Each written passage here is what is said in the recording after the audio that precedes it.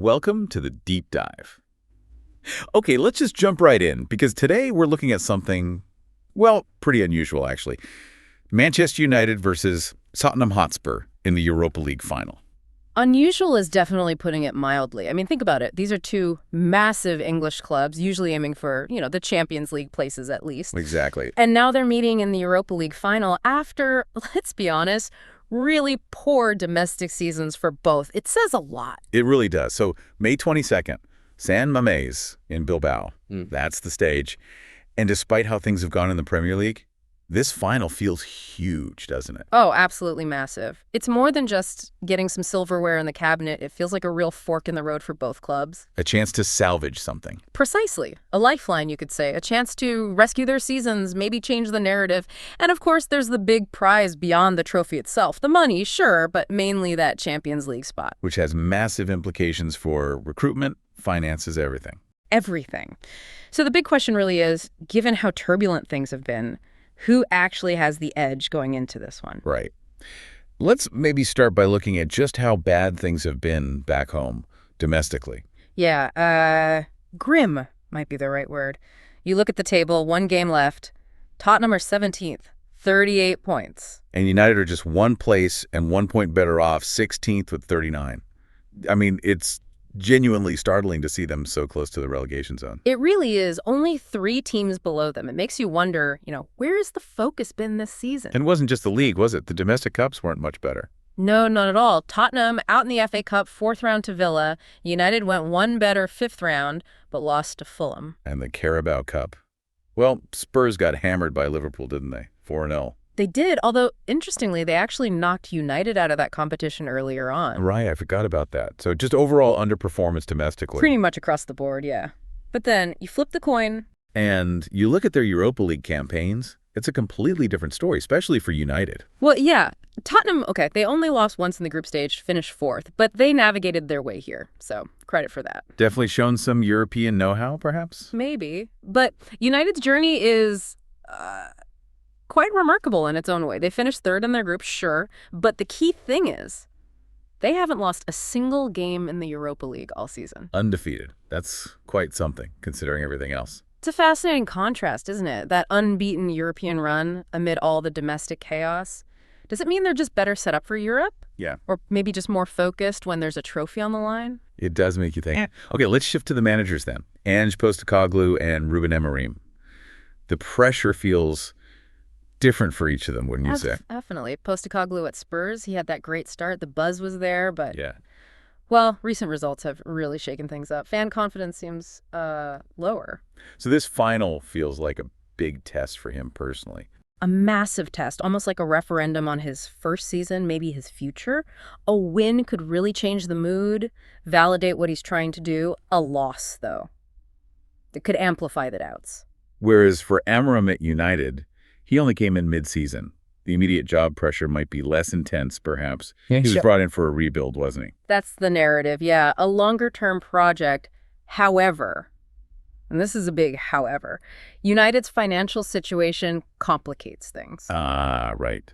The debt, the need for funds. Exactly. So winning the Europa League, getting that Champions League money, it becomes almost crucial for them, not just for prestige, but for the funds to actually execute that rebuild Amorim was hired for. Because Champions League football is the key to attracting top players, right? Right. And balancing the books. It's absolutely fundamental, especially for a club trying to get back to the top. It unlocks so much financially in the transfer market. Tottenham, they're more stable financially, but obviously they'd love that Champions League boost too. Okay, so that leads us nicely into recent form. And honestly, looking at the league, neither team is exactly coming into this final brimming with confidence. No, far from it. Manchester United is quite shocking, really.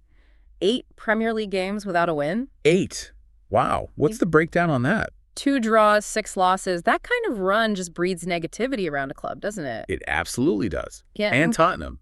Any better? Not really, no. Their last 6 league games, 1 draw, 5 losses. They seem to have completely lost their way domestically towards the end here. So it really is a question of which version of these teams turns up in Bilbao. The ones struggling week in, week out in the league. Or the ones who actually performed pretty well in the Europa League semifinals, because that's the strange part. Right, that's the contrast. Tottenham got past Bodo Glimt fairly comfortably, 5-1 on aggregate. And United were, well, ruthless against Athletic Bilbao, 7-1 on aggregate.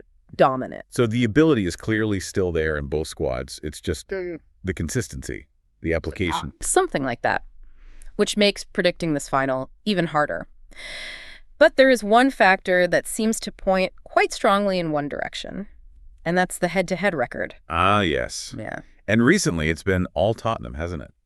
Pretty much, yeah. As we mentioned, Spurs knocked United out of the Carabao Cup. And they beat them both times in the Premier League this season. Home and away. A clean sweep. And it goes back further, too. Manchester United haven't actually managed a win against Tottenham in, what is it now, over 3 years. October 2022 was their last win. That's quite a long time in football. It is. If you look at the last 6 meetings overall, it's 4 wins for Tottenham, 2 draws, 0 wins for United. That's got to be playing on minds at Old Trafford, surely. You'd think so. A definite psychological hurdle for Amorim and his players to get over. Can they break that pattern? Well, that might depend on who's actually available to play. Team news is always critical for finals, and it looks like one team is suffering more than the other here. Yeah, Tottenham seem to have some major injury problems, particularly going forward. They really do. Kulusevski, James Maddison, Lucas Brevin, Dragustin, Timo Werner, all confirmed out. That's a huge chunk of their creativity and goal threat gone. And the big one, Son Heung-min's fitness, is still uncertain. Exactly. A massive worry for Postecoglou. If Son's not fit or not fully fit, where did the goals come from? So if we're thinking about a likely lineup for Spurs, maybe a 4-3-3, you'd have Vicario in goal. Defense probably Porro, Van de Ven, Romero, Udogie, assuming they're fit. Midfield looks fairly settled. Maybe Bentancur, Basuma, Pape Sarr. Seems likely. But that attack, that's the big question mark. Brennan Johnson will surely play. If Son is out, maybe Solanke gets a start up front. Could be. Or perhaps Richarlison, if fit. But whoever plays, it looks like a significantly weakened forward line compared to their best. Definitely. Wow. What about United? How are they looking injury-wise? Better, it seems. Which could be a quiet advantage for them. Lisandro Martinez and Jared Branthwaite are the only ones confirmed out, apparently. And there are potential returns for others? Oh, yeah. Reports suggest Lindelof, Maguire, Wan-Bissaka, and Dalot all have a chance of being involved. That gives Amorim options, especially defensively. Trying to predict Amorim's setup is always tricky, but maybe a back three. A 3-5-2 or something similar. Seems plausible, yeah. Onana in goal, obviously. Maybe Lindelof, Maguire, Shaw if they're fit. With wingbacks like Dellit and maybe Amad Diallo providing wit. Could be. Then perhaps Casemiro and Ugarte holding the center, with Bruno Fernandes and Garnacho supporting Højlund up top. The key thing is Amorim seems to have more tactical flexibility, more pieces to move around compared to Postecoglou, who's dealing with enforced absences. Absolutely. So you put it all together. United, terrible league form, but unbeaten in Europe. Tottenham, great head-to-head record recently, but facing a real injury crisis. It makes for a fascinating final, doesn't it? It really does. So many conflicting factors. What do you think will be the deciding elements on the night? Well, tactics are going to be huge. How does Amorim set up to exploit Spurs' weaknesses, especially in attack? And how does Postecoglou adapt his plan without so many key players? Individual moments, too, surely. One piece of magic, a big save. Always crucial in finals. But honestly, I keep coming back to those Tottenham injuries. Losing that much firepower, especially the doubt over Son, it feels like it could just be too much to overcome. Yeah, I tend to agree. That head-to-head record is significant. Gives Spurs a psychological edge, perhaps. But those injuries, they feel like they level the playing field, maybe even tip it towards United. United's European form, even amidst the domestic chaos, shows they can raise their game for this competition. And if they get some defenders back fit, they might just have enough. I lean slightly towards United, maybe, because of that greater depth in Spurs' injury woes.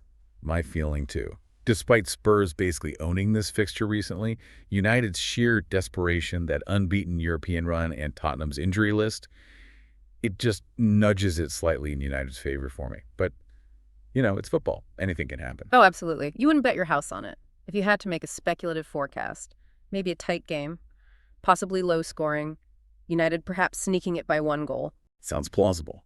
But you wouldn't rule out Spurs finding a way, even depleted.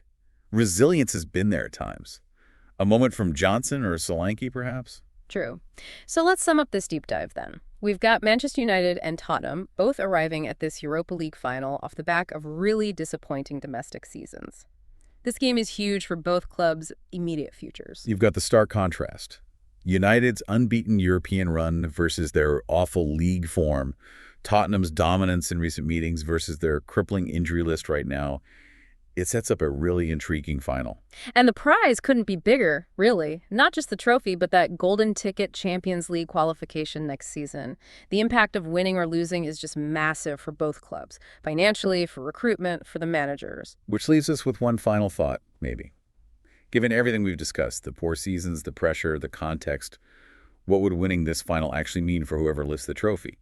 Beyond the obvious rewards, could it be a genuine turning point, a validation, or something else entirely for their story? That's the really fascinating question, isn't it? What does this victory truly signify in the bigger picture for the winning club? Something to ponder ahead of the final in San Mamés. Indeed. Thanks for joining us for this deep dive.